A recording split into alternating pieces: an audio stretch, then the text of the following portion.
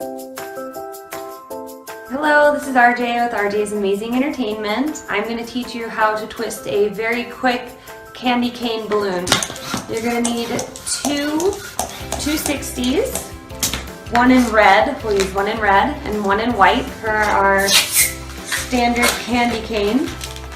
You want to take your first red 260, inflate it all of the way, and then we'll take a white 260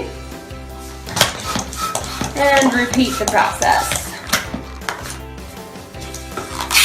I like to burp the balloons just a little bit so they don't pop as easily. So we take our two 260s, we can measure them out. If one's a little bit longer than the other, we just stretch it out. So they're both the same size. We'll take the tail end, nozzle end, twist them around. And then we're going to take these two and we're just going to hold with the right hand, twist it around.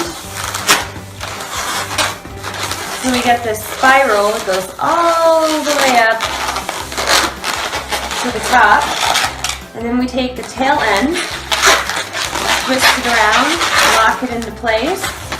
We have the long candy cane stick. And then we just need to massage the balloon so it gets that wonderful hook effect. And it's that simple to make a candy cane. Thanks for watching.